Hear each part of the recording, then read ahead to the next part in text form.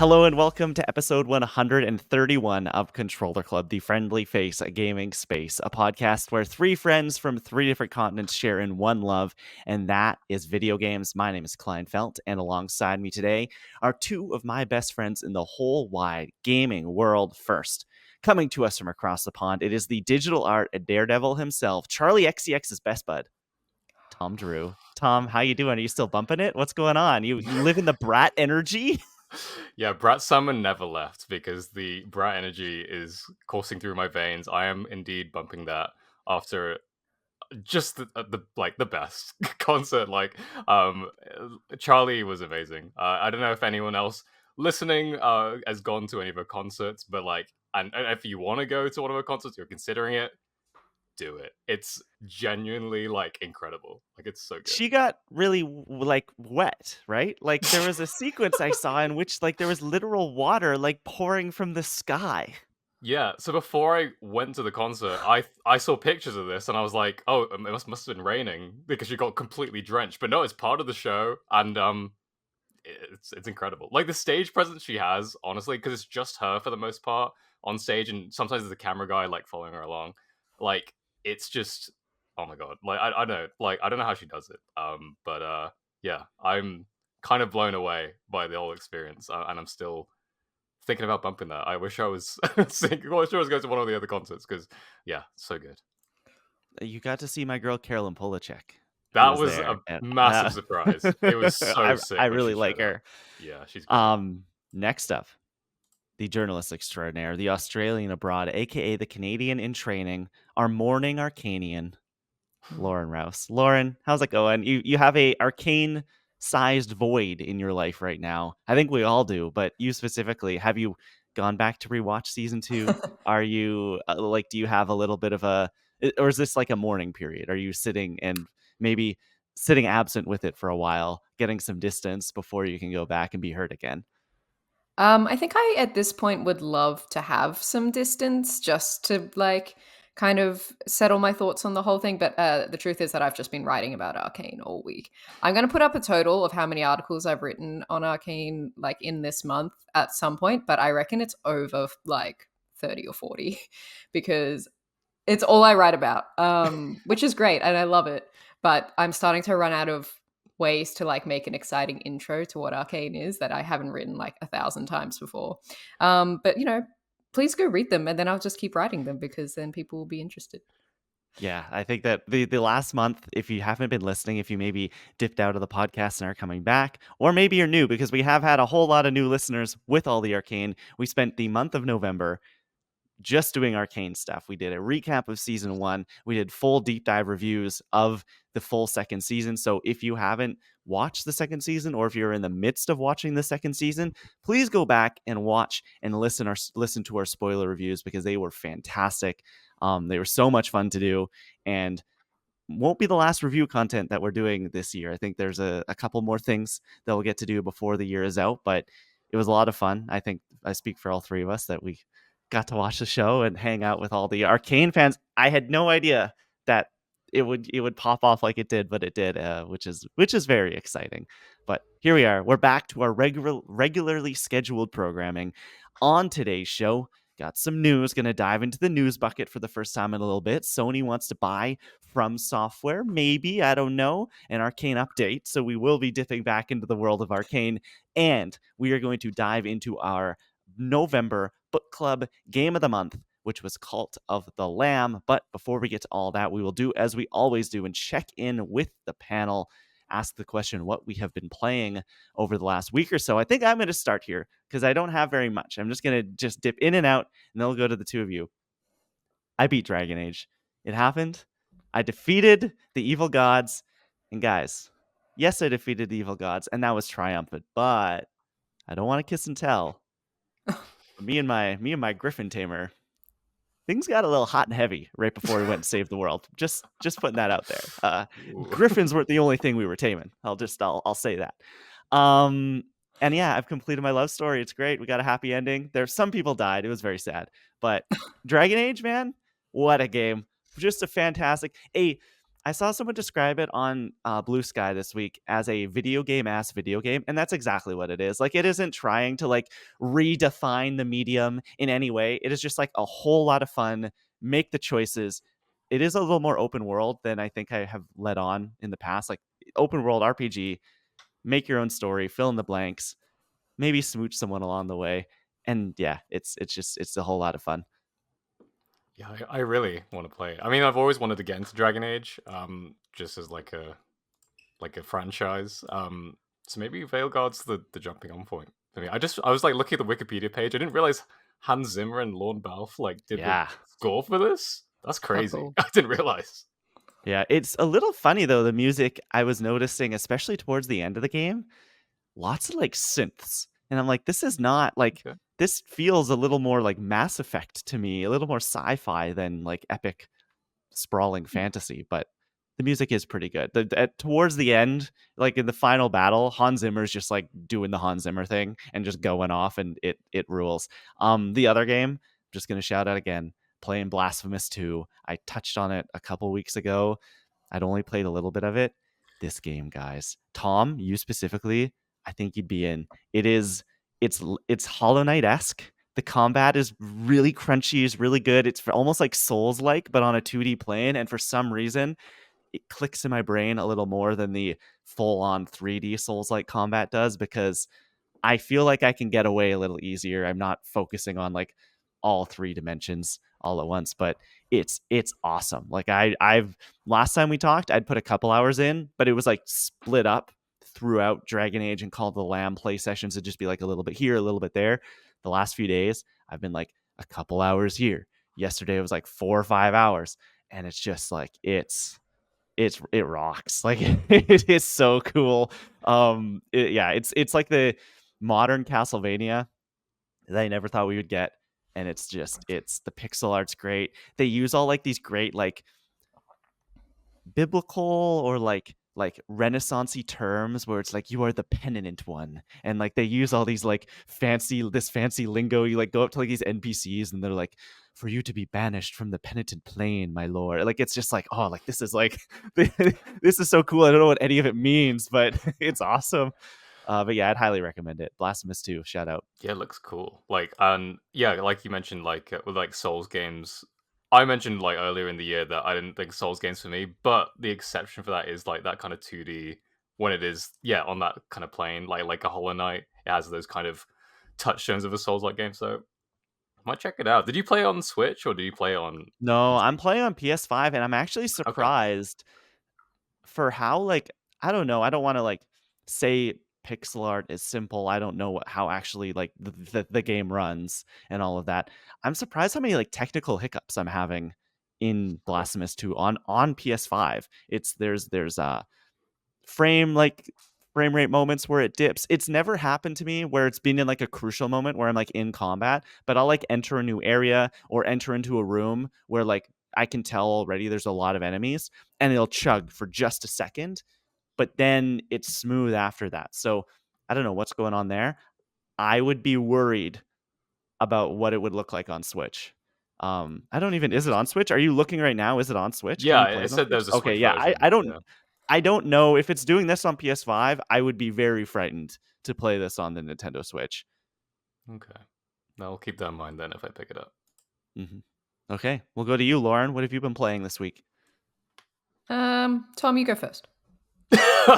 Okay, Okay. Tom, what have you been playing this week? Not a lot, to be honest. I've kind of just dipped in and out of like games, which is the reason why I've written in the document that all I've written is Charlie XCX, because like that's like the thing that's consuming my brain. The best game of But all. exactly. But I've kind of just been like playing a bit of Fall Guys here and there. Been playing some Mario Party with some friends. I've just been kind of like searching for something to sink my teeth into. I think the next game I'm going to play is Resident Evil 3 because I have it. It's like downloaded on my PS5. It's pretty short from what I hear. I think that's a criticism of the game too, that it is like surprisingly short compared to the original version of it. But I missed like spooky season to play like a really scary game, and I'm just kind of itching to get back into it. So I think Resident Evil 3 is potentially on the radar. I also have Dragon Quest 11 S on my Switch, which is the complete opposite, a Yeah. massive game. That's like 130 hours of your life gone. Yeah. So, we'll see about that. The other like game which I'm just listing games that I want to play at this point, which is something Klein usually does. But I'm gonna put it on the table now. Sure.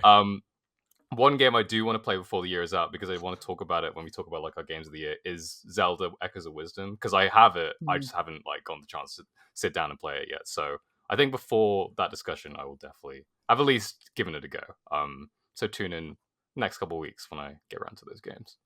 Tom, you say all of this, you're like, I'm going to get around to all these games, but we are, as a recording, 5 days out from Marvel Rivals dropping. And then I think that's why yesterday when I finished Dragon Age, I was like, do I want to start something really intensive right now? Because I don't know what the Marvel Rivals thing is going to do, because it could dominate the rest of 2024 and beyond for me. Yeah, it could take over my life, especially like some of the designs and the skins they've got. Oh man, it could. Did you see the trailer yesterday that they released with like the anime theme song opening, and they unveiled 5 new characters in it? Oh yeah, Squirrel Girl they announced as a part of it. I think Moon Knight was already announced. Cloak and Dagger, they announced Wolverine. Yeah, there's just 5 new characters in this trailer. But the anime OC, I guess you would call it, is it's sick. It's really good. Okay. I'll check it out. Lauren? Yeah, even I'm keen to play that one. Really? Yes. Okay. I like Marvel, and I know you like Marvel. Free to play games. Sure, that's the best part, right? It's free to play. Yeah. You're not committing any of your hard-earned money. It's just like, okay, I'll dip in, and then if I want to open up the wallet later, I totally can. Yeah, Lauren, you passed the buck before. What have you been playing? Honestly, a lot of Cult of the Lamb, because I took Tom's spot and I left it to the last minute. I think I literally finished it an hour ago. But yeah, I'll save my thoughts on that. Honestly, we all know that I haven't really been playing a lot. I've been in a deep, dark depression without my PS5, but the times are changing. No. Whoa! I have a PS5 again. Oh it's my a Slim. God. It is a Slim. Yes, reports on the Slim are it's actually not that much smaller. So I don't know what they're on about. Wow. Yes, it's set up. It's logged in. I've installed my hard drives. It's all good to go, but I haven't played anything yet because I was I had a lot of willpower this week and was just playing the Lamb. So come back to me next week while I've played all these games that I haven't been able to play for the last 3 months. Astrobot. It might be over there. Oh boy. Was that a Christmas Dragon present? Age might be there too. Christmas come early, Lauren? Oh my God. Christmas did come early, obviously, with the PS5. I've been waiting for the Black Friday sales, and as soon as it went down in price this week, I was like, it's time. I've waited long enough. And I got to say, it sounds silly. Helldivers, yes, definitely back on that. But it sounds silly, but to be how much a PS5 can mean in your life. But as somebody who's not been without one, since I was a child, basically, you really end up relying on it. It was kind of like a nightly ritual for me to just before I go to bed, play a game. So to not have that for a really long time, it's been hard. So first world problems, but also first world solutions.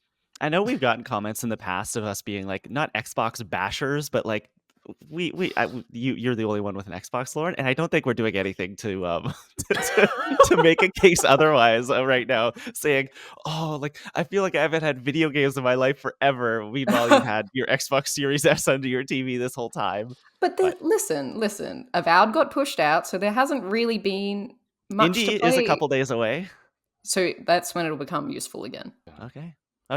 That's what we've been playing. Let's jump into the news because we haven't in a little bit. Tom Drew, it's the news we choose, so give us that news jingle. It's the news we choose. Yeah.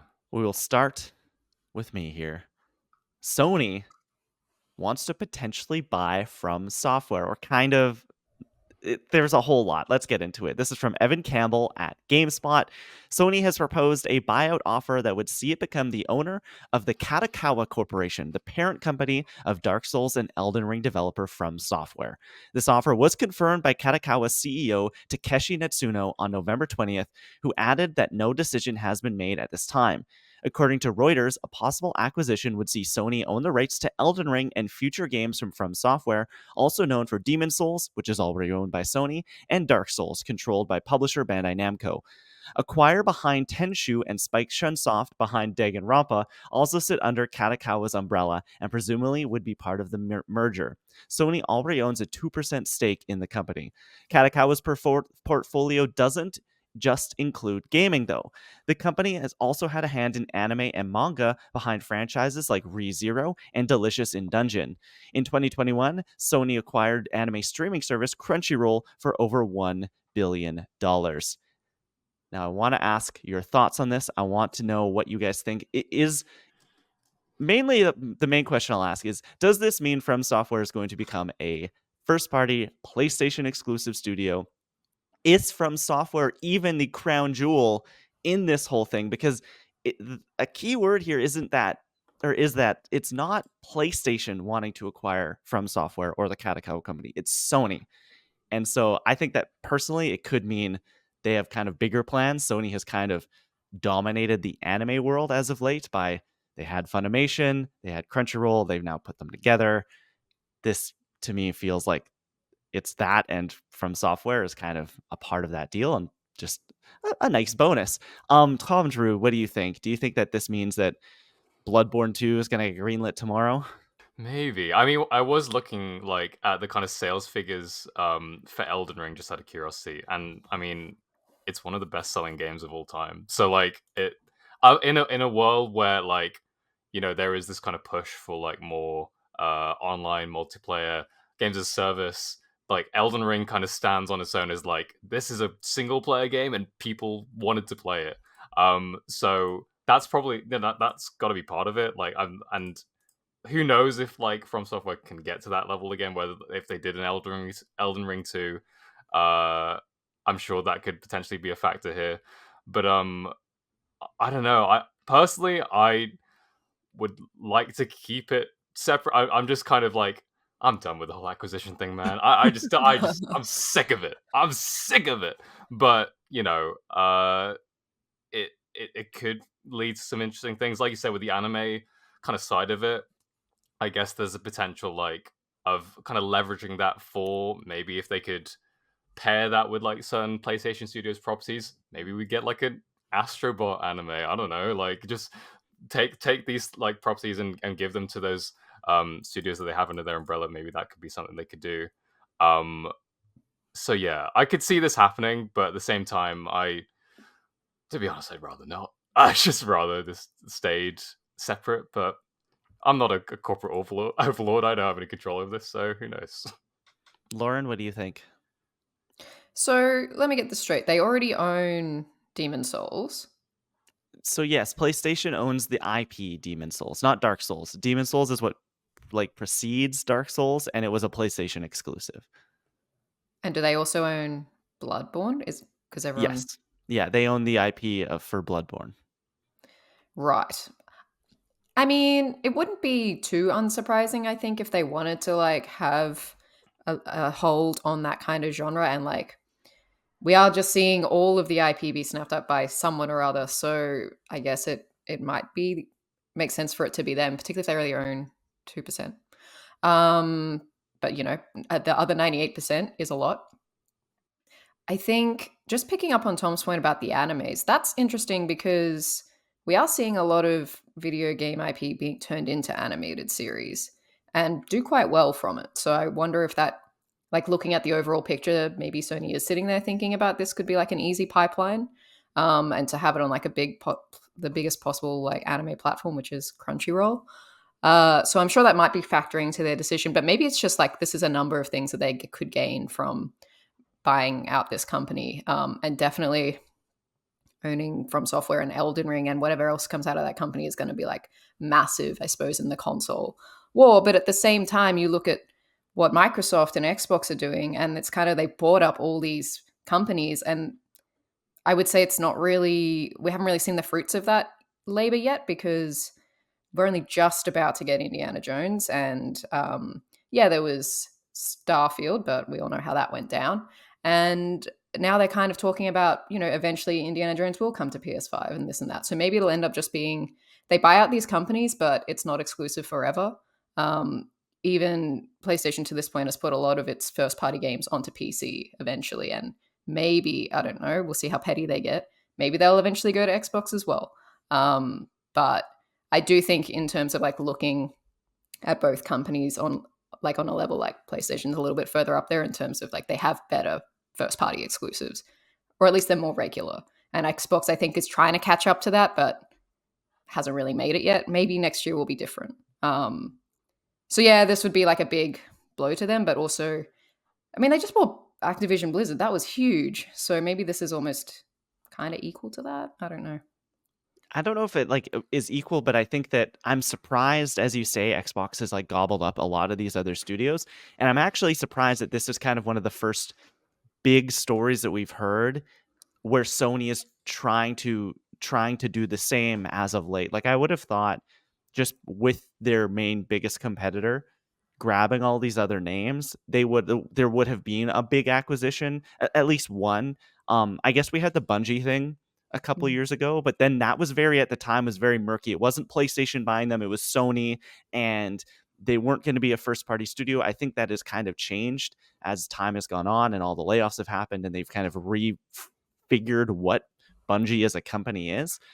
So I think that honestly, this is a Sony move and not a PlayStation move. They're trying to buy this company. And as you said, Lauren, if FromSoftware gets thrown in on that and one of the most beloved gaming studios going, it's a nice bonus. And it's crazy to say that like one of the most beloved studios right now is just like a throw-in, but like I think that this deal is much bigger than that. And I don't even know if it means that FromSoftware games all of a sudden become PlayStation exclusive. I actually don't think it does. But we'll have to see. It does feel like as the days have gone on since this first report came out, this is going to happen. There has been like more reporting saying that like the interest is very much there. There may or may not actually have been an offer put forward already. So I have a feeling that this is going to happen, and then we will just have to see what that means for actually the gaming side of things after that. Yeah. Let's go to your story, Tom. Oh, sorry. Were you gonna? No, just one other Anything quick else? Yeah. point.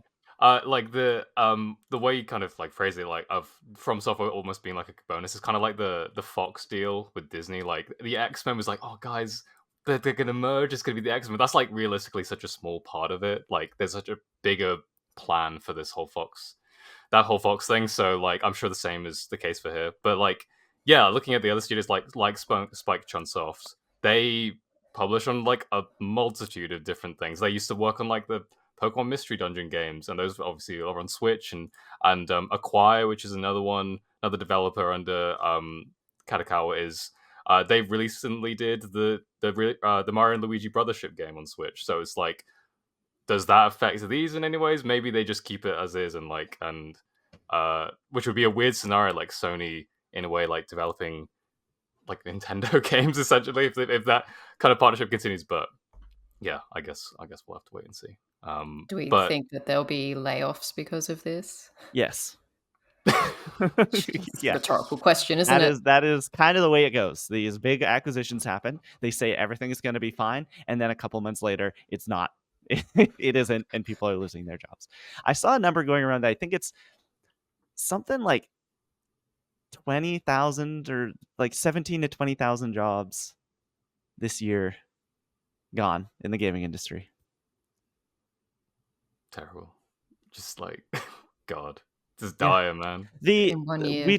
We talked about it earlier this year. There was, I think Kotaku had a running list of all of the layoffs. It got to March and they just stopped because it was, I think, just actually too much work. Because it was literally happening once a week. Yes. Let's go to happier news. Tom Drew, your turn. Yeah. More Sony news. I know. I was just about to say we're really not beating the Sony shill allegations here, because we're talking about whether Sony is making a handheld, and this comes from Takashi Mochizuki and Debbie Wu at Bloomberg. Sony is in the early stages of developing a portable console that would play its PlayStation 5 games on the move. The product is aimed at expanding Sony's reach and contending with Nintendo for the portable gaming market, according to people familiar with its development. It'd also counter any potential mobile hardware from Xbox maker Microsoft, which is working on prototypes in the category as well. Sony's portable device is likely years away from launch, and the company could still decide against bringing it to market, the people said, asking not to be named, discussing private plans.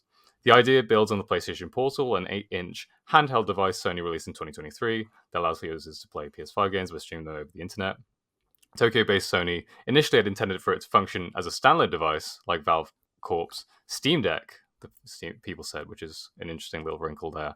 But yeah, it's interesting that potentially Sony wants to get in on the handheld game. I mean, we've seen how successful the Switch can be, but obviously there are a lot of questions of how this could potentially work. So I'll throw it to you guys. Lauren, you've had first-hand experience with the PlayStation Portal and kind of Portal gaming with Sony. Do you have any hopes for what a Sony handheld can be in comparison to what we got with the Portal? And do you think this can really compete with what Nintendo's got going with the Switch at the moment? So many thoughts. So yes, speaking as someone who does have a PlayStation Portal, we all know that I thought that was pretty rubbish. But mainly due to Australia's internet connections, which just wasn't built for them. Also, like, it had just so many barriers to entry. Like, your PlayStation 5 had to be plugged in and turned on and connected to the internet, and you needed to always have a solid internet connection to stream things, which means you couldn't really play on an airplane and like places that you'd want to have portable gaming. So they need to definitely iron all of that out. Basically, if it could be what we used to have with the PlayStation Vita, or even if it is just like the PlayStation Portal, but you don't need to be connected to the internet, you can like download games locally and just play them like offline and things like that. I think that would be great. Like, the actual design of the Portal, I mean, it's a little bit bulky. It's not as streamlined as the Switch, but it was pretty good. Like, I liked the screen. I liked the feeling of like playing on it because it just feels like a DualSense. So I think they've kind of got like the format pretty closely down. Maybe some detachable controllers would be nice, like the Switch, so that you can make it a bit more like flat packed. But yeah, like, I would dream of having a portable PlayStation. Like, otherwise I wouldn't be in this situation where I didn't have one for 3 months. It would be great. The only thing is, I really don't want it to be a case where it was the PS Vita and you had to buy specific games for it. I think this, if they really want to compete, it needs to be able to play all PS5 games. It can't just be like, here are specific games built for the handheld. Like, we're at a point now where it's like everybody wants things on their specific platform, and so I think they need to really adhere to that. But I think we might be entering an interesting era if like Xbox is working on a handheld. Obviously, the Switch 2 is coming at some point. Potentially, we're not getting a PS6 or an Xbox Series Z or whatever it'll be. It'll just be handhelds maybe, and they can perhaps dock with your old consoles or something like that. I feel like that would be the way to go, instead of like putting out this new hardware that, like we saw with the PlayStation Pro, it's only getting more expensive. It's kind of only there for the real diehards who care about fidelity and performance and things like that. So I really do think like handheld is the way to go. People want things portable. They want them small. They want them easy. They want to be able to take it to bed with them or on the bus and stuff like that. And I think this like is very exciting if they can do that for us. Yeah, well, one of the things, yeah, like you kind of brought up, of kind of game ownership, like, I wonder if how this is all going to work, because obviously with the Switch, you have like cartridges and you just buy the cartridge, or you just buy digitally or whatever.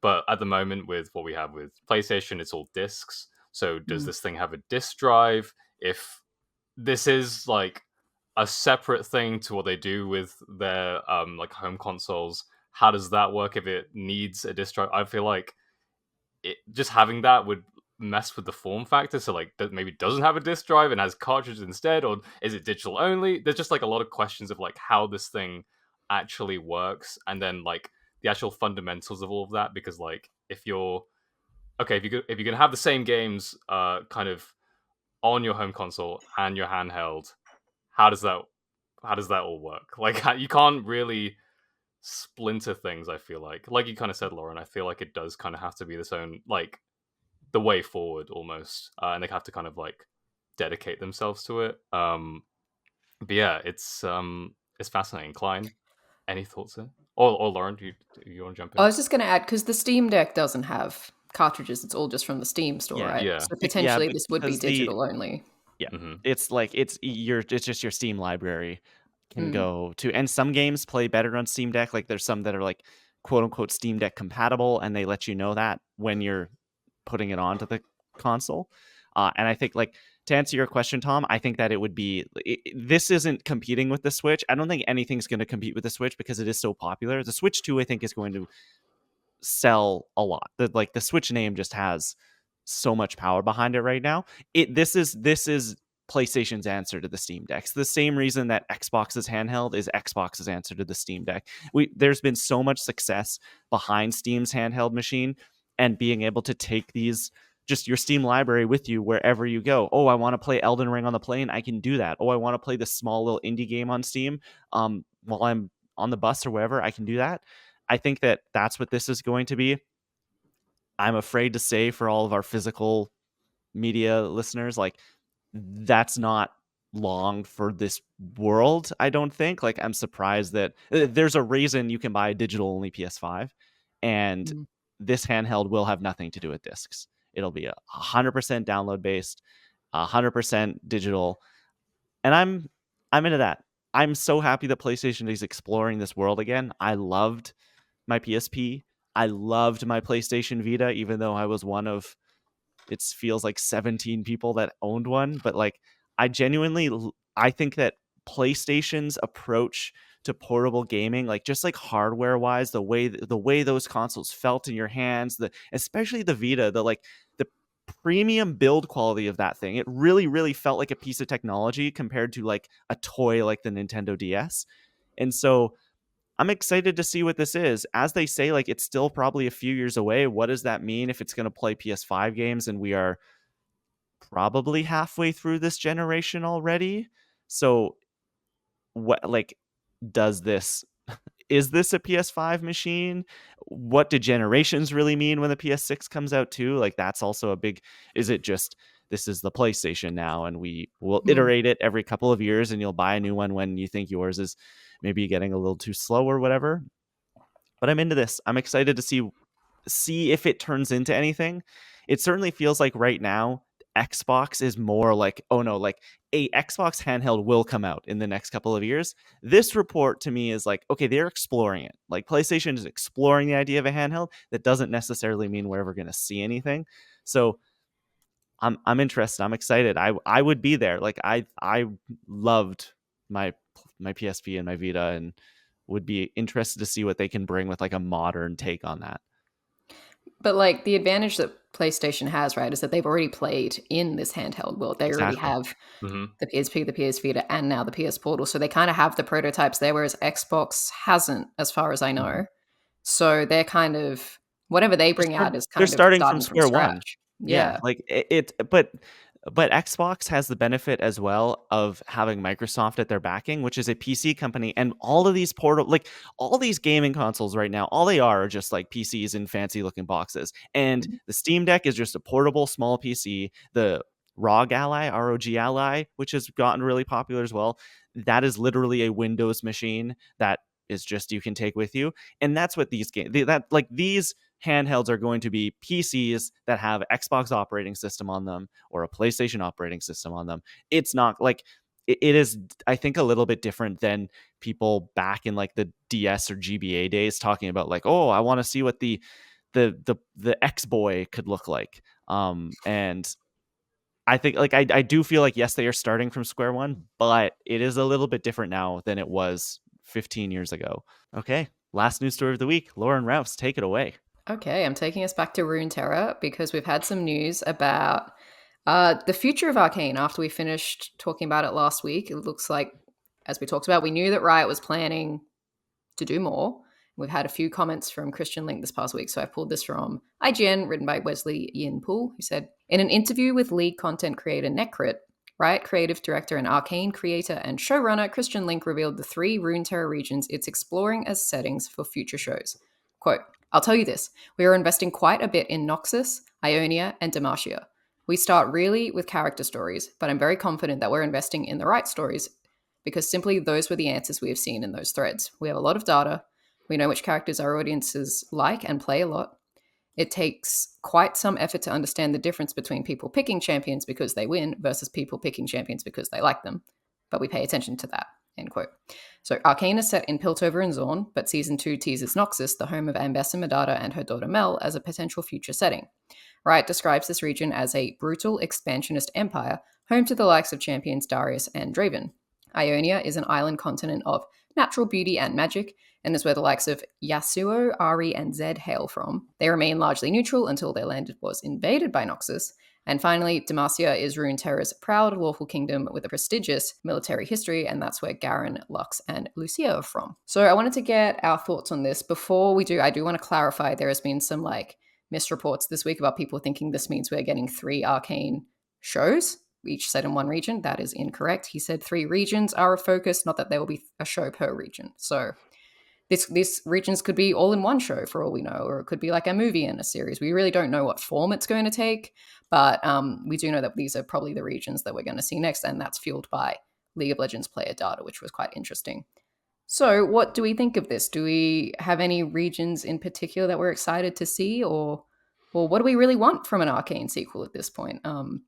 Tom, what do you think? Yeah, well, you guys know I'm the male #1 super stan, but the idea of seeing Noxus is an interesting idea. But I think some of these other regions, like Ionia, I was just looking at, going to somewhere like just completely different to Piltover, I think would be really exciting. I know Ionia seems to be that. I'm not as familiar with like champions and stuff, but I vaguely know like Akali and Ari, I think, because they're in KDA, like the K-pop like band that League has. Obviously those are different versions of those characters.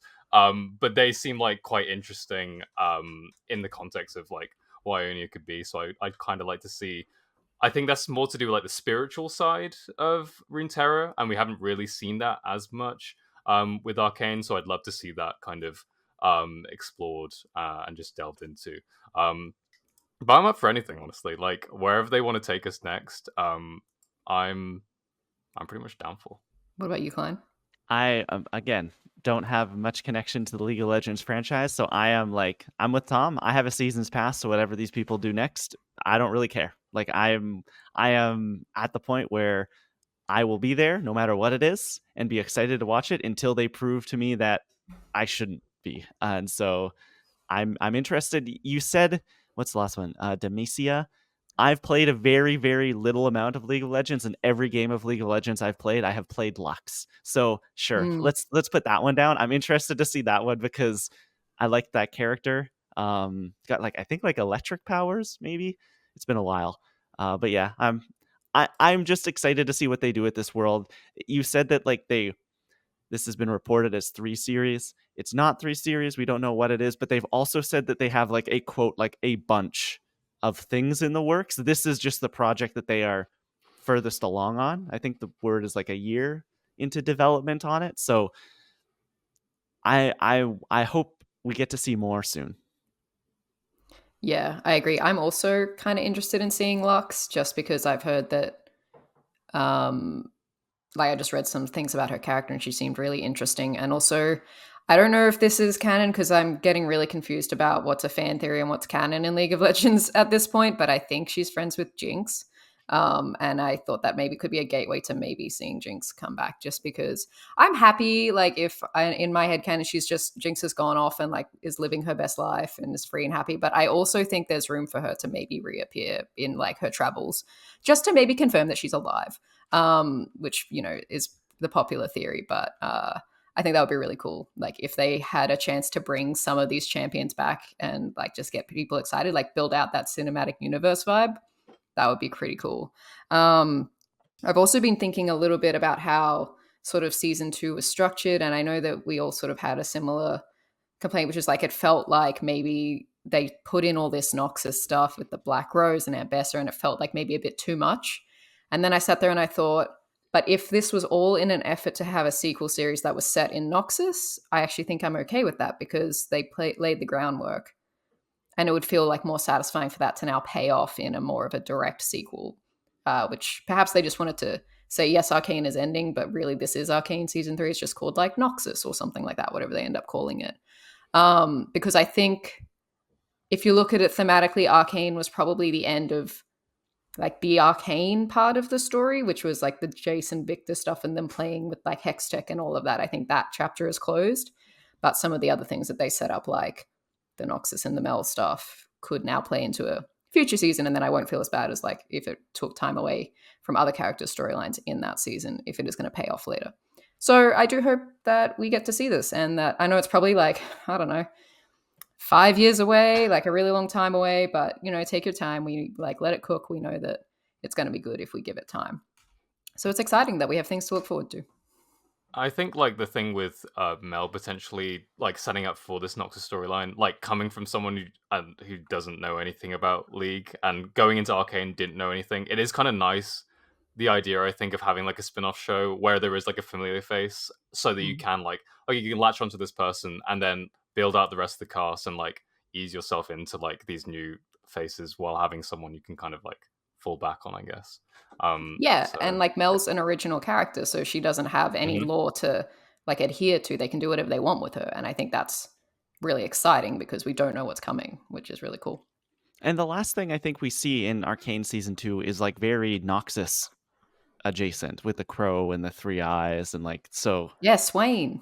Yeah. Swain. So that's like, and he's like a Noxus like warlord who like wants to like basically like commit a coup against the royal families of Noxus, which we now know are the Medardas.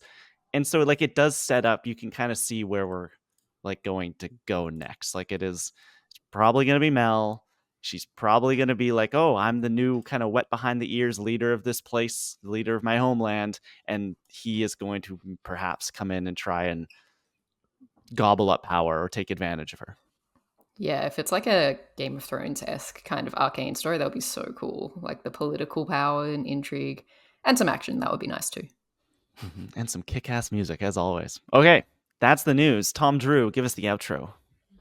I'm gonna try something a little bit different for the the outro here. I'm gonna go. I'm everywhere. I'm so Julia. It's the news we choose. Okay. Was that was Charlie? That was good. Charlie. That was Charlie. Okay, Just for great. reference, that was Charlie. She I was in didn't the room with recognize us. it. Yeah, without the auto-tune, but it was pretty Yeah, spitting. we can add that in post. Add some more. Okay, Yeah. sure. Okay. Now we get into the book club discussion for our New Game Plus Video Game Book Club Game of the Month for November.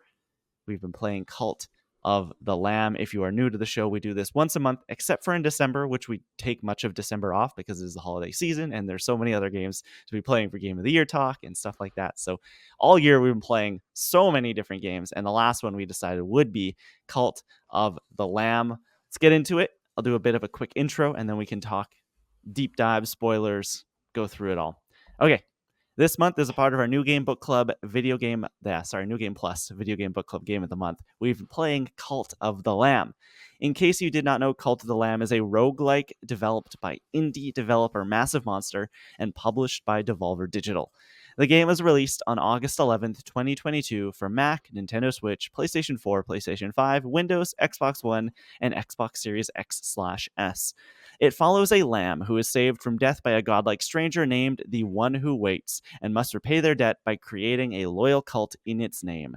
Cult of the Lamb received generally positive reviews from critics upon release, with praise directed towards its gameplay and replay value.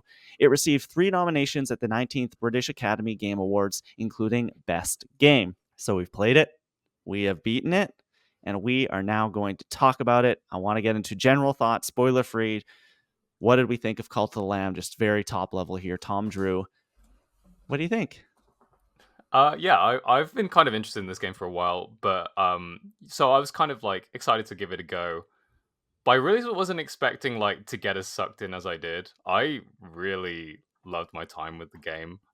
It was just kind of like a solid 2-week period of me just like constantly like min-maxing my guys and doing all the runs and stuff. But the time that I spent with this game, I don't know, like felt very special. It brought me back to that kind of Animal Crossing New Horizons time of like just looking out for like this weird family that I've cultivated through this cult. And I really loved it. I think the art style's great, the music's great, the gameplay's fun. There's just so much to love about it. But I will say, once I got to the end of it, I was like, okay, I'm done. Like I was just ready to put it down. Which maybe is a good thing, maybe it's a bad thing, but we'll get a bit more into that in a bit, I think. Lauren, what about you? What'd you think of Cult of the Lamb? You just finished it, literally like Yeah. less than 90 minutes ago. So it's very fresh. It is. And also, this is the game that kept me from my new PS5. I actually was fine with not playing it because I was playing Cult of the Lamb. I am kicking myself that I slept on this for 2 years because this is everything that I'm about. It is like Animal Crossing New Horizons meets Hades, and those are two of my favorite things, and they're put together, and I love it. I think I could probably say that if this game was released this year, it would be my game of the year because I just love Wow. it. Whoa. Yeah. So Awesome. I, unlike Tom, will probably keep playing it after I'm done. Great. I love that. I am very similarly positive. I think that this game was, it's funny, it kind of crept up on me. I was playing it at the beginning of the month, just kind of like a bit here, a bit there. And then those like sessions slowly started to like, I'd be like, oh, I'll play a day and then I'll go do Dragon Age. And then it just slowly started to like creep and creep and creep until my gaming sessions were no longer involving any Dragon Age. And it was just like, this, I am loving this game. It scratches that itch for me of just like that min max, like everything can be more efficient than it currently is, and I absolutely loved it. I actually think that the more you play this game, the better it gets. The most fun I was having with this game was right near the end where everything was essentially running itself. And it's like, yes, like I've made the Mm. perfect machine. And I think it's like it's so it's such a unique tone. I think like it's this cute and kind of scary, which I really dug. And I don't know why I slept on it, but because there's so many games like this that I absolutely adore. There was a game that came out a few years ago called Moonlighter, where it is essentially this, but you're running like a town store, like a general store, and to like get materials to make things to sell, you have to go into these dungeons and collect those materials, and then come back, and then you make the things, and then you price them appropriately. But it's that supply versus demand thing. So if you have like you can only price something up to a certain point, or then people will start to like, no, that's too much for what this is. And that game for a good like 3 or 4 months, just it's all I could think about. It's like, oh, like I could be making this much more money on this pair of boots if I was to like do this and go into the dungeon and beat the boss and come back. And then there was a game that I played last year. I don't know if it came out last year on Switch. I think I talked about here called Backpack Hero, and it was a very similar thing where like you're it's like but more like a deck builder kind of roguelike. And I loved it. I think that this is how people feel about Animal Crossing, and I feel about it. I feel about this game that same way, because New Horizons for me, I think it would have clicked, but my Switch was taken from me for people who had over the pandemic who are sitting eating lunch directly about 5 feet from me right now, and that became their Animal Crossing island. But I dug this game quite a bit. I think that there's such a great opportunity for different people to have completely different experiences with this game, even though it is ultimately the same loop. Like I had probably different like emergent game moments because of the way that I built my cult, I guess, and the followers that I brought in, and the buildings I crafted and the way I had things set up, than Tom you did, then Lauren you did, then maybe anyone who's ever played this game. Like I think that that's really neat, even though we ultimately ended up at the same place at the very end. Like it was a different journey for everyone to get there. And I think that's really cool. Like there's probably structures and things to build that like I didn't touch, but you guys may have like really invested in. And I dug it. I thought this was really cool, and I'm excited to talk more. I wanted to, if we could like start by telling each other about our cults, like Yeah, what did sure. you name them? How did you structure them? Hmm. What kind of method did you follow with your followers? Klein, I know you teased a little bit what happened to us in your game. Yeah, so I didn't necessarily 100% understand this game when I started, and so I thought it was like Animal Crossing, where it's like, oh, my little sheep friends and my little horse friends, like they're gonna live with me forever.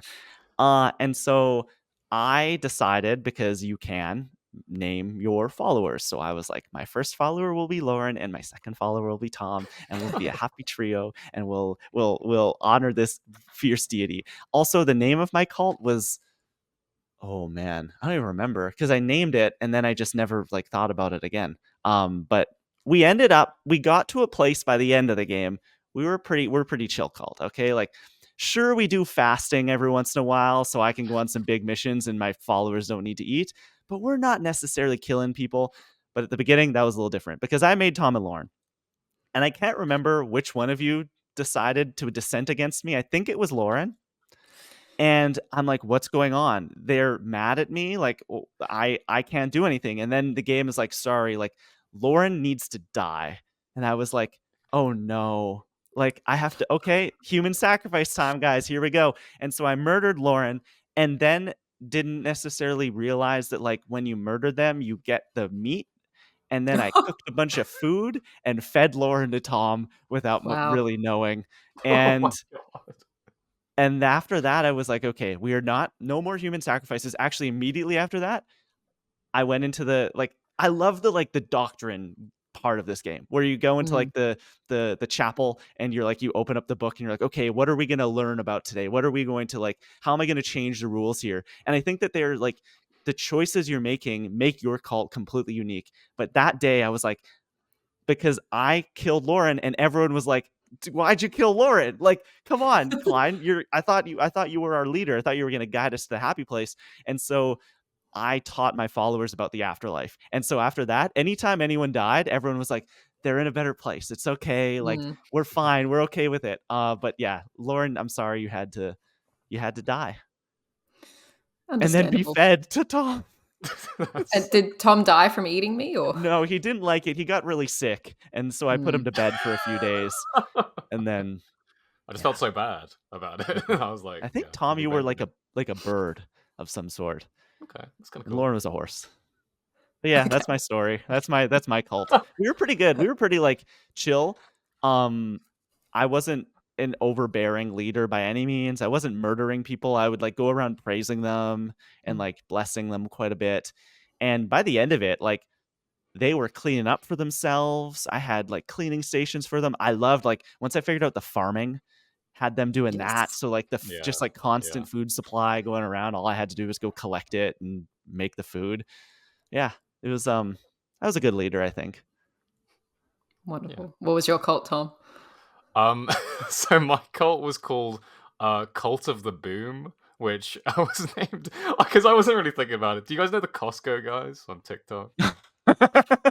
No. AJ and I Big know of Justice. them. I don't know all of the lore, but I know that like they're people right now, you know? People are talking about Yeah. them. The So Rizzler? Is that he's involved. Yeah, the Okay, Rizzler is sure. involved. So for Lauren's sake, there's two guys on TikTok, a father and son called AJ and Big Justice, and they have this song called "We Bring the Boom."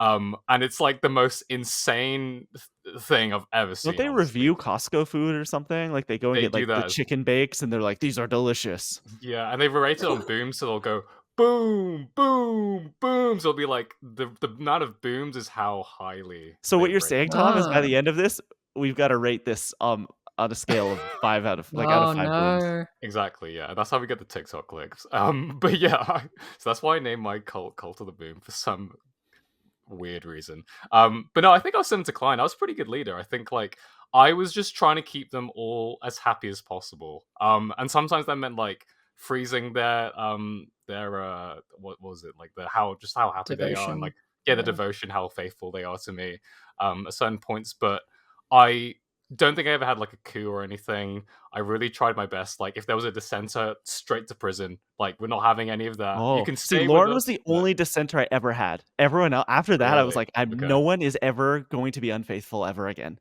I will make sure that I am blessing everyone every day. Everything is clean. Everyone has food. Everyone has a place to sleep. There's no one is getting mad at me ever again.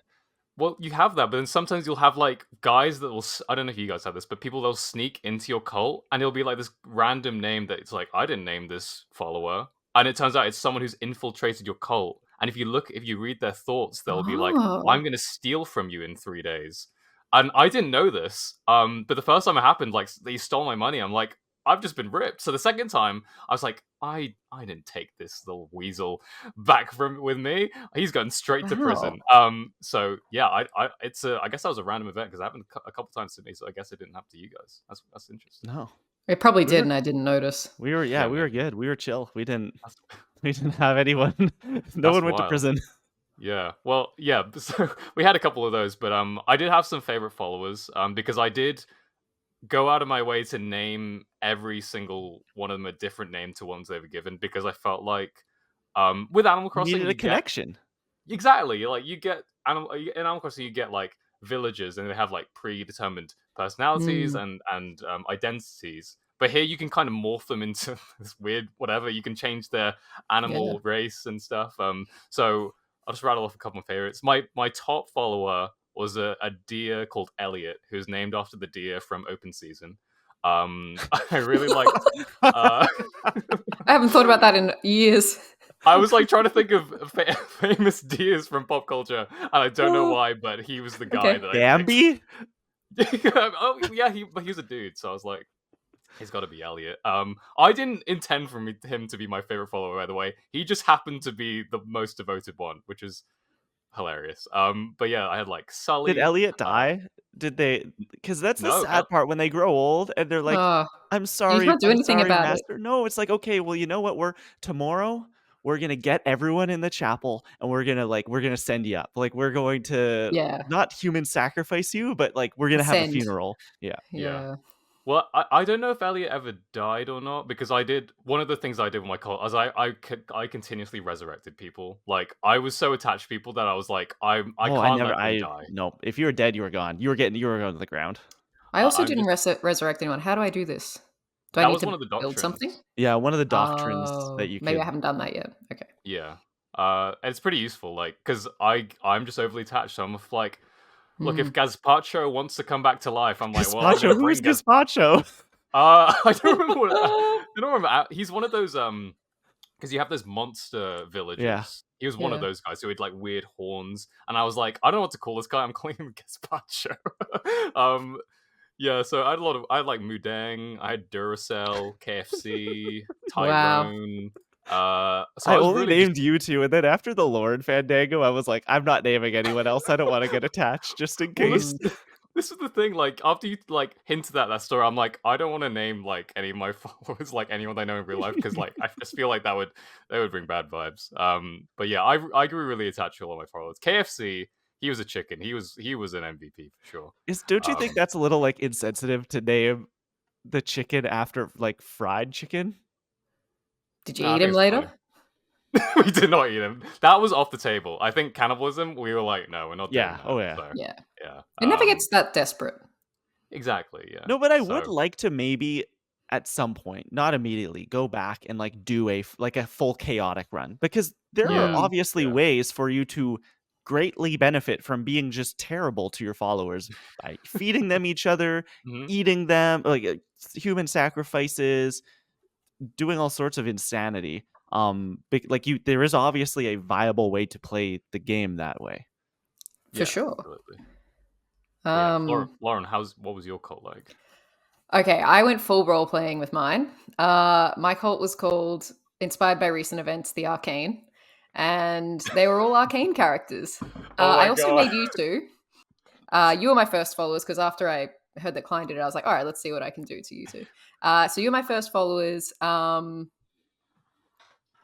I think you both died from poisoning or something Oh early on. no. That's a Yeah, bad I way to think go. so.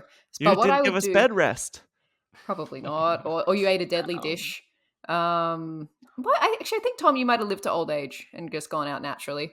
oh But yes. what I would do is when a follower that I liked died, I would the next time I got a follower, I would name them like Klein the Second and like Tom the The Third. lineage. It continues. That's amazing. Uh, so that was good. Klein, you had a brother that I had to go rescue, which was great. So Oh. I just thought it was so funny. And then I started naming the rest of them Arcane characters, and the game had no way of knowing this, but somehow the character traits were just so perfect. Like eventually, Caitlin had a crush on Vi, so I had to like deliver flowers or something. Oh my And like god. Ambessa dissented, and I had to throw her in prison. And I think like Singed got poisoned or sacrificed or something. I was like, this is crazy. Like, how does it know? Um, I think the one I had the most was like I had like 5 Jaces because Jace just kept dying. So it was funny, and I would try to like make them the colors like that matched their characters. But I was very, very attached to them. So what I started doing was like every few followers, I would just like leave them their generic name, and those were like followers for sacrifice and this and that, They were or to just go on fodder missions. to the That's how you deity. died, Klein. You went on a mission and you died. Oh, I Yeah, I see. sent you on a I missionary. only sent, I think I didn't do very much of the missionary stuff. I sent maybe one or two right at the beginning, and then everyone else, no, you're here for the factory. You're here to make sure everything works. Yeah. But I was also I think I was a pretty nice leader. Like I liked to do all the like have it like all the positive doctrines. I did, however, at one point change from giving blessings to giving like intimidation. I don't know if you guys tried that, but it means that No. you would just like turn into a scary rage monster and intimidate your followers into working harder. So I felt a little bad whenever I did that, but I was also like, they don't care. They love me. Um, I got married like twice. I had two spouses at one Yeah. point. They kept fighting. I think I married like Vi and Caitlin, and then they kept fighting. And then You got in between them. That was the issue. Homewrecker. yeah. Oh my god. So yeah, it was fun. I just really enjoyed that level of personalization because, like you say, Tom, like in Animal Crossing, I could not care less about my villagers. When they want to come over to my house, I'm like, get out. Like I don't give them gifts. I do nothing. Whereas here, I was like, no, I want to make sure everybody gets their blessing today. I And gotta go and I gotta go collect the flowers so I can come back and give this person really wants this flower. Like I found yeah, myself the first couple of times I was given a side quest, I just like if I find stuff, I'll do it. And then I came back and like it really negatively affected faith and like happiness yeah. around the camp or whatever. So the next point, it was like, oh, I have to, like, this person wants 5 daisies. I got to go to this other dungeon because I know that the daisies spawn there, and go collect them and come back and give them their little necklace.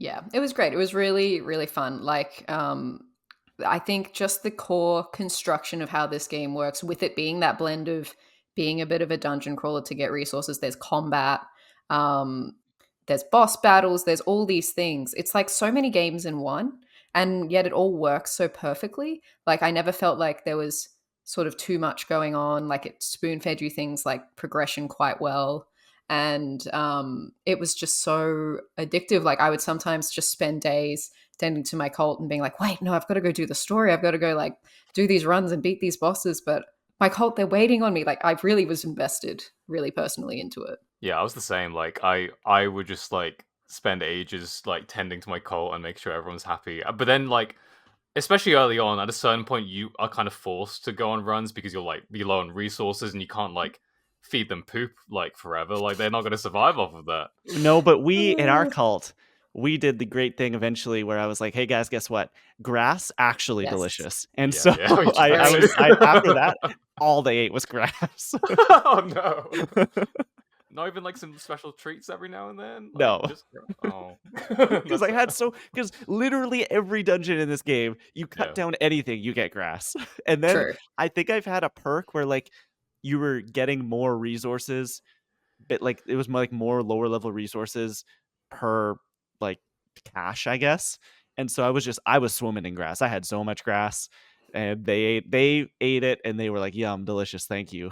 It's just like shocking like how much is in the game. Like when I sort of started seeing the skill trees, and you can get, I think there's faith, and there's a different kind of like praise that's for your weapons, and then there is a lot. There's hearts that make your weapons or give you fleeces, and then stone fragments that become doctrines, and so there's lots of different things to collect, but they're all like equally satisfying. And then like half my problem was sometimes I was getting so much faith, but I didn't have any resources to like build my new buildings. I'm still in that situation. Like I really want to build all these things, but I just have to wait until I get more like gold bars, or when you start moving on from having just like trees around your camp to like having actual stone yards and lumber yards, and then you have to consecrate things. Like the progression is just so satisfying.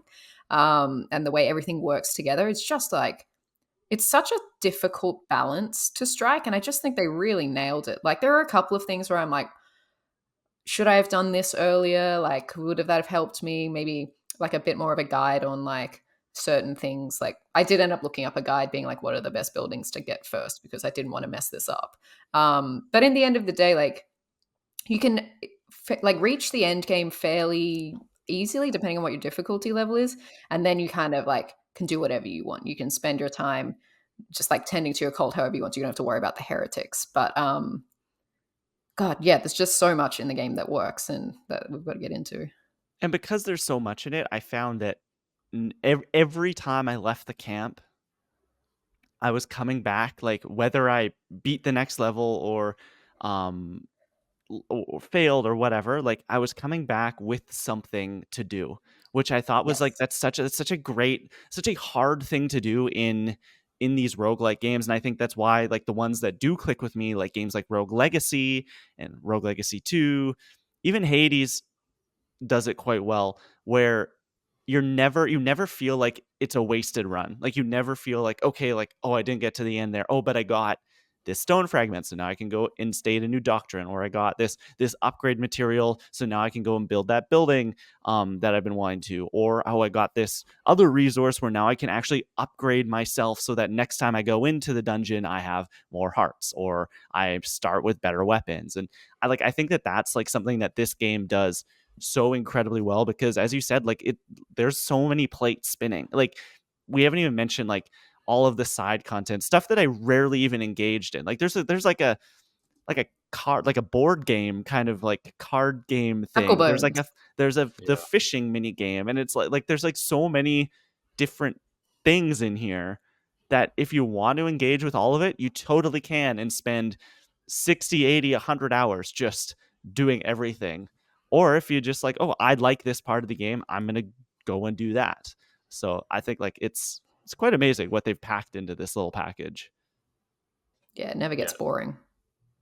No, definitely. And yeah, just going off like Knucklebones, I was obsessed with it. Like it's Me another one of too. those things like with Final Fantasy 7 this year, with Queen's Blood, just like a cute little mini game in this like wider package.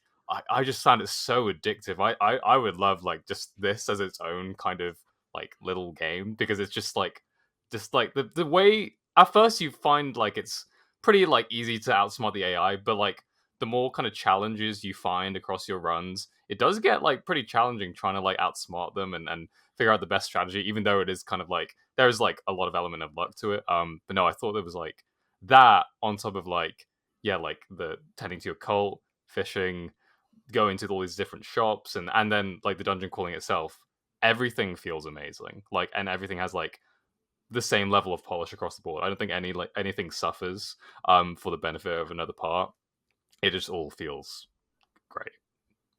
Lauren, And did you that's have like, I was gonna say, do you have a specific like element of this game that you really, really dug? Like Tom really well, liked the bones.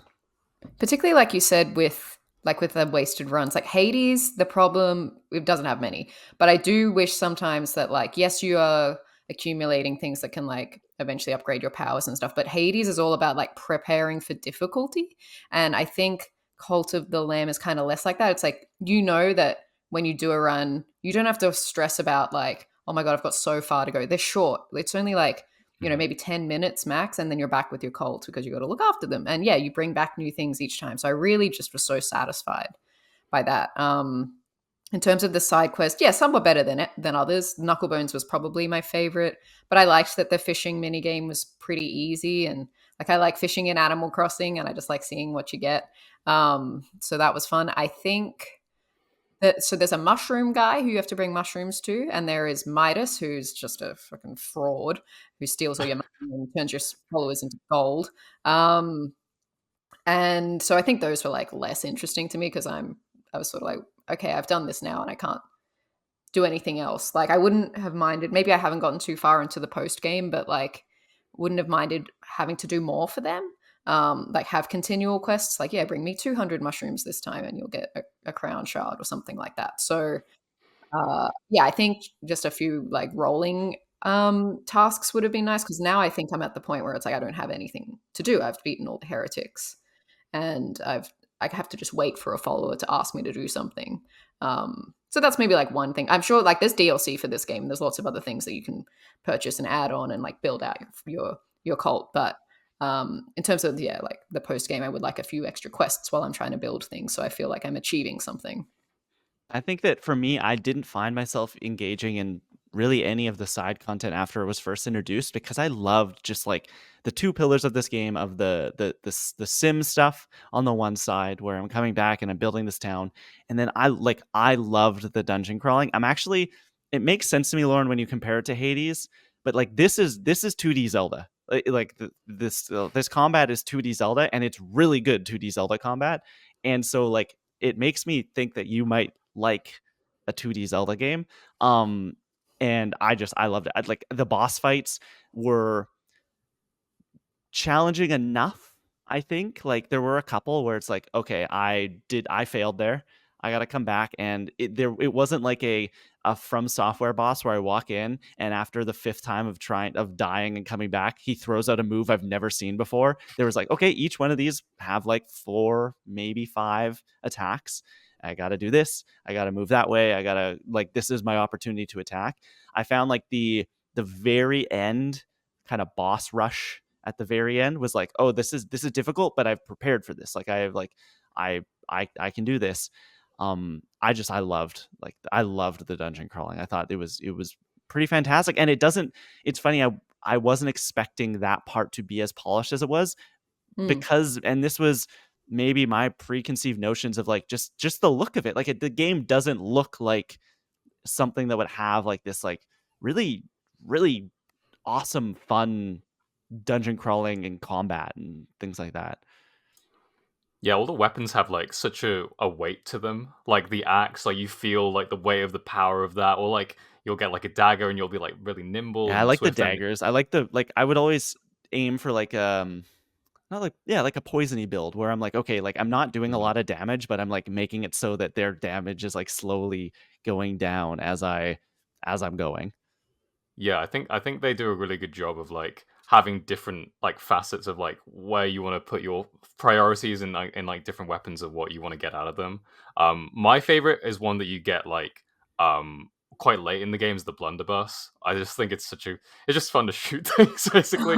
Um it's such a good weapon. I think like and I think yeah, like Lauren, I think you mentioned this in the doc. Like, it does you do favor like certain weapons. I feel like, and it is kind of a shame in some ways. I feel like that you go into a dungeon and you're just given a weapon up front, and you kind of are kind of forced to use it. I wish there was a little bit of more choice. Like you could, okay, you can pick between the blunderbuss or the dagger or the sword Yeah. or whatever. I think having that kind of element of it off the bat when you go into dungeons would be a bit nice, but at the same time I did kind of like having to just roll with the punches and be like, okay, I'm gonna have to use this axe thing, and it's quite slow, but it does a lot of damage. And then you kind of learn like to find new favorites and new ways to approach dungeons. I thought that was really fun. And then you pair that with like the cloaks or the different, what are they called? Like Fleeces. the fleeces, yeah. And like going into like difficulty, I initially found this game really hard because I picked one of the fleeces that was like you get double damage, but you're every time you hit an opponent and it like multiplies your damage. I use that Um, too. yeah, and it was like at first I thought this is amazing, but then I was just getting absolutely like annihilated Yeah. by Yeah, do you those things. take it off? Yeah, I had to switch to a different one because Yeah, same. I eventually picked the one where you get 4 like cards at Yeah. the beginning of the run at random, and then you just kind of forced to use those, and I quite like that. So, but yeah, your difficulty does kind of range in terms of like what you choose to approach it. Your difficulty is as like hard as you want to make it. Is I guess what I'm trying to say. But yeah. Yeah, and I liked how like you say, Klein, like I kind of expected this. I was just amazing how fleshed out every aspect was because yeah, they did the cult building like Simsy kind of Animal Crossing part so well that like for the combat to be as good as it was, like that roll move is so satisfying. Um and to have all those different weapons thought out and to have like the layout of the the runs that you do, like sometimes you're in a room and you get to pick tarot cards and they give you extra abilities, or you might run into a room where you can buy a follower, or you come in and you can pick like some food. Oh my god, did you guys come across this person with the snail and they gave you like they were cooking for people? Yes. Yeah.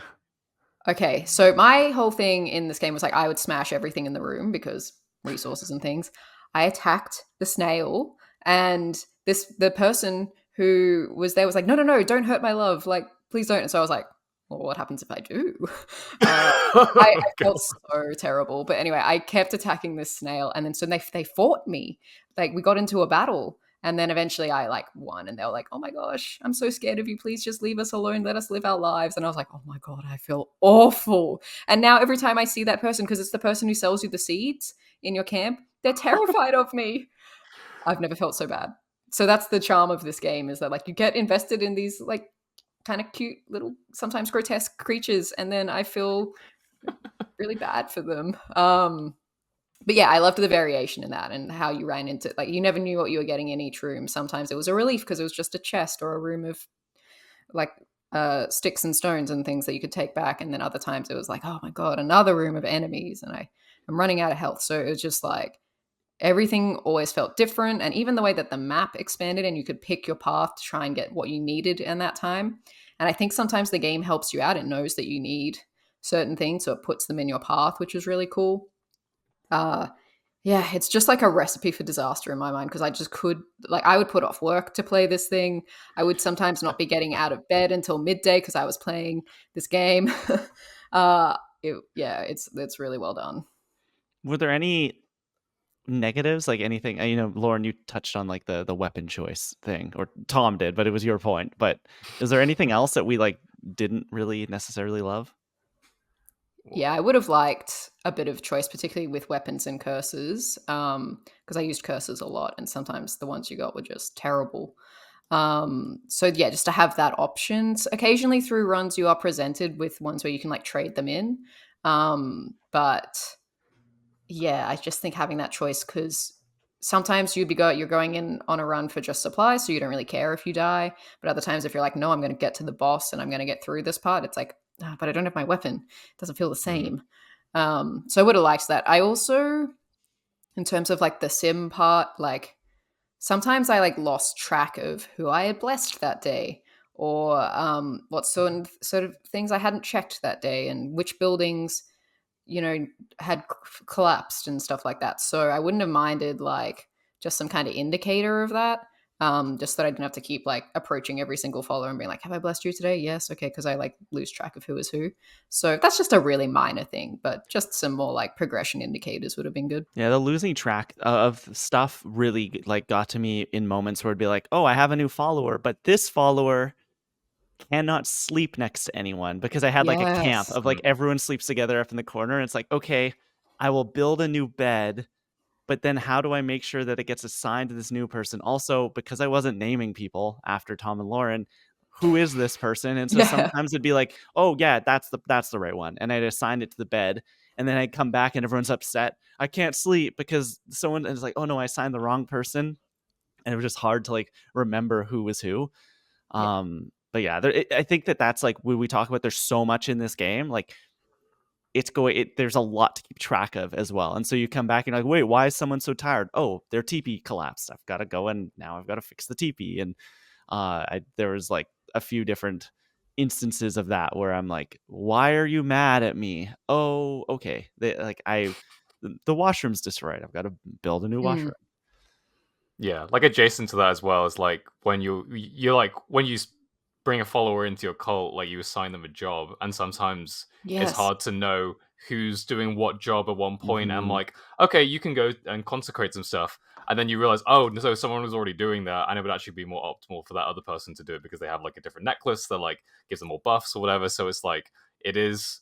It would be nice if there's just like a menu that showed like an overlay of like what everyone's doing, how to keep track of like all this stuff. Maybe just like a map of like your whole cult, and like seeing Mm. uh what's what in the cult of the boom and that sort of thing. The cult of the My boom. yeah, my cult. My yeah, one of the only things that I had. This isn't really an issue, and I kind of already touched on this a little bit, but difficulty does fluctuate a little bit, at least for me, because like I said, I picked a fleece that was like just not like a build that gels with my playstyle. But then by the end of the game is the complete opposite, because I'd invested so much into my cult that I was so like powerful that the final boss of the game, Oh yeah. it was like super easy. And that's not really an issue for me because like I don't difficulty is not something I necessarily crave in like games. I'm just here for the experience and the fun of it. But I could see that being an issue for some players if like they've invested a lot in the cult side of it because they just really enjoy it and like want to build out the cult as best as they can. But then that on the counter side of it makes runs just like quite easy. But I will say that like the game is quite difficult at some points, and I was dying quite a lot. So there's I don't know. There's pluses and minuses of it. There were So difficulty settings, right? Like I Yeah. picked the difficulty at the beginning. Correct, right? Yeah, that's Yes? right. Okay. What Yeah, difficulty do so- we play on, or do we want to reveal that? don't- I played on I the went easiest. easy. Yeah, I Yeah. went easy as well. I think I did normal. I don't know. I don't remember what settings there were, but yeah, I picked the regular one, I guess. Okay. My only big gripe with the game really was, I don't know if you guys saw it. I had some good technical hiccups every day. Yeah. Every time the day changed, it would grind to like the game would basically stop for like a second and then come back. I had that too, but Yeah, it didn't like, crash or anything. no, it never crashed. It was just like I would be in the middle of like a dungeon fighting people, and it would Oh, okay. just like oh, and now we're back. It got stuck every single time the day changed. So what I will say is my game did crash, and it crashed Oh. multiple times actually, and that is my biggest gripe with the game is that it is. At least for me, it was a little broken. I don't. What did you guys play it on? Did you guys play it on Switch? PS5. Or- I can't Interesting. believe this game is on Switch. Like I with played on those. Switch. You did really? Yep. Yeah, Wow. it's interesting because wait, do you have an OLED, Lauren? Yes. Maybe that's why. Because on the original Switch, I had stutters. I had like. Did you play on Switch too, Tom? Yeah, I play on Switch. Yeah. Wow. And for the most part, like it was fine, but I would get like lag spikes, really long loading times. The game crashed, like I said, multiple times. One time, it was literally right before the boss room of a run, and it just crashed. I lost all the progress, and I was like, "Are you kidding me? That is Are you frustrating. kidding me?" So that was a little bit disappointing. So it is a shame that it does like there is a bit of a like lag on the PS5, it seems, but at least there aren't any crashes. So I would say like if you have an original Switch, like maybe don't play it on that, which is a shame because I feel like this game is It's like perfect so for perfect. handheld gaming. Yeah, it is. It's so tailor made. But I just worry like for other people's experiences, like if they have it like me, because it did. I don't know. I don't want to say it like ruined my experience at points, but like it definitely took away from moments, especially the crashes, because I was like, I didn't do anything wrong. Like, what the hell was this? That's crazy.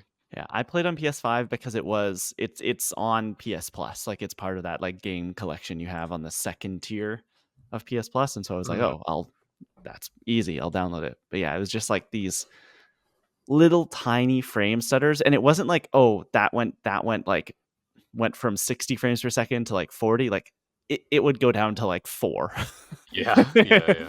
And then for 2 or 3 seconds, and then pick back up again. And it's like I was in a middle of a boss battle, and that and now I am dead. But what can you do? I just want to shout out a little bit. I know there's not much of a story in this game. It's quite simple, but I did love what we got of a story and the whole like world and vibe. Like I think it's so cool that they've like turned this kind of demonic cult into something that's cute and fun and kind of cool. And that all these characters were kind of like just strange elongated birds or rodents and things like that. How did you do in the spider web level, Lauren? I thought of you. Yeah. There was a lot of creepy crawlies, which I didn't love. This is clearly an Australian game. I could even hear like native bird calls that I was like, wow, I feel like I'm home again. So that was nice. And yeah, lots of the creatures that are in it are like arachnids, which I didn't enjoy. But thankfully they were like the art style meant that they everything's so cute. Like yeah, it's exactly. terrifying, but it's cute. Even the like weird demon lords, like the bosses are kind of grotesque, but they are grotesque in like a adorable-ish kind of way. It's got like Happy Tree Friends energy. I don't know if that rings a bell for anyone else, but it's just like kind of cute, cuddly, but also kind of disgusting a little bit at times.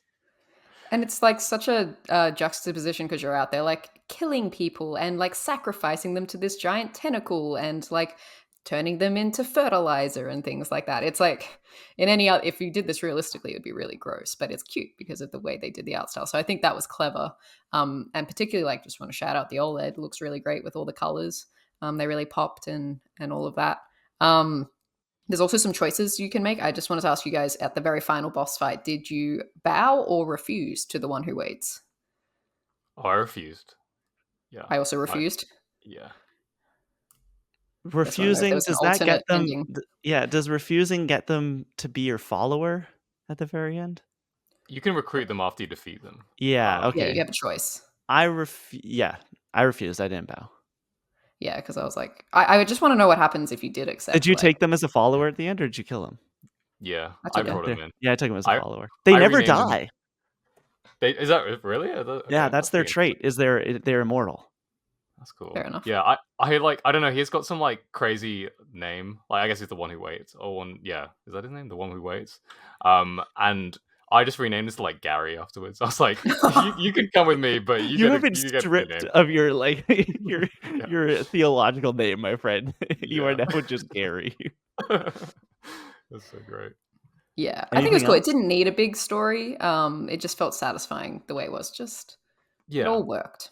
And you do get little choices as well, like the similar to like the refusal bow, like with the different other bosses. Like if you bow to one of those other bosses, if they appear like in a dungeon, you'll avoid like an encounter, but your followers will be like, "You suck. Why did you bow to Yeah, that guy?" and stuff like that. coward. So I liked those had like an impact, and like those weren't just kind of like swept under the rug. It was pretty cool. And then sometimes if you refused, this was what got me. Like they would, put a plague on your cult or something. And Yeah, then one yeah, of them I refused, and they brought my followers to me and made them attack me. So I had to kill them. I felt yeah. terrible. It's rough. I was It's too rough. invested in my cult. It was like I tried at one point when one of those times that happened. I tried to like just dodge them and see if I could like wait them out, but I was like, I guess I just have to end it, which is No. sad. But No, then it's Joel in the hospital room. You can only wait so long before something bad's gonna Yeah. happen. exactly. But after I did that, I was like, yeah, it's okay. You're gonna get resurrected anyway, whatever. So I'll kill you now, but you'll be back. I like Tom's cult is just this infinite loop of life and death. Like it's no one dies. When they do, they just come back to life. It's like hanging out with my pals, I don't want them to go away. It's fun. One thing I want to shout out quickly is the music. The music's so good. Especially like when you're in your cult. I think that's like now perfect like music I could just put on for work because now it like really motivates me to like want to get Is stuff that what you done. I'm think like, of us at the director? We just your little followers? Yeah. yeah, in some ways. Maybe I should give you old names. I don't know. Like maybe that will help things out on a day-to-day basis. But no, like the music I adore. I've already got some of it's on like streaming services stuff soundtrack. So I've already downloaded some of them just to have on in the background, and yeah, I just so addictive, so nice. Lauren, any final notes? We're good? So many good things. So many good things. It's great. What do we think? How many stars? How many booms out of 5, Tom, are we giving Cult of the Lamb? I would probably give it a 4.5 booms out of 5. I think the only thing that's holding it back for me is because, like I said, I played this game religiously for like 2 weeks, and then I beat the final boss, and I just felt like I didn't need to continue. I'm sure I could, like, if I wanted to just keep going and like enhancing my cult even more. So, but I think also paired with the technical issues, I was like, okay, I'm kind of getting sick of the game crashing now. So returning to that was a bit of an ask. But no, I think this is like a perfect game. Other than that, and I would love to see what they do more with like either new DLC packs or if they do a sequel. Like I'm sure it's gonna be amazing. So There is yeah. DLC. I think it's included in Yeah. the PlayStation Plus version of the game. Like I think it's the deluxe okay. version, so maybe I'll have to go and give it a try. Lauren, how many stars? Or booms if you want to do booms. No. It's getting No, 5. Lauren's, I am above that. 5 heretic hearts out of 5 or whatever it is. I don't know. I thought it was great. And I think particularly because sometimes I just didn't have, I mean, I knew it was good. Like everyone I know in 2022 played it. 3 of the guests on this podcast recently went to the Cult of the Lamb wedding in Australia. Like, it's really big back home because it's a local game and we all love it. And I just feel bad that I slept on it for so long because it really lived up and surpassed everything. I didn't have many expectations or expect to be this invested. So even its minor things, like I can look past them. It's like a perfect game. It's 5 out of 5.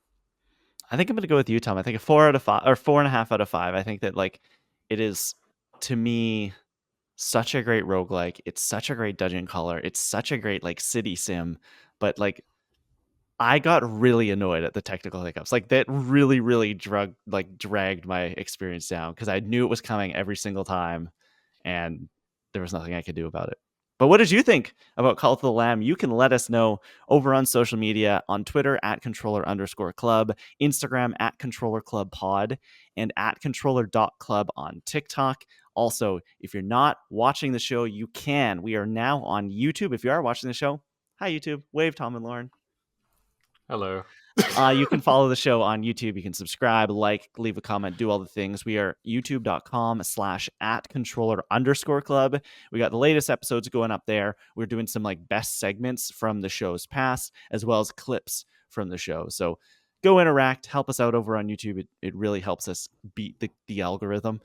Also, rate, review us wherever you get your podcasts right now. 5 stars, 5 stars. It really helps out. You can leave a comment over on Spotify, or you can email us, controllerclubpod@gmail.com. Usually this is where I would promote our New Game Plus video game book club game of the month for December, but we are in December. We are not playing a game this month, as we'll be taking a couple weeks off. We got a few weeks more of podcast here, game awards discussions, game of the year discussion, and then we will take the rest of the year off so we can enjoy the holiday time, play some games, have some food, open some gifts. Lauren and I might be hanging out in the snow, which will be fun.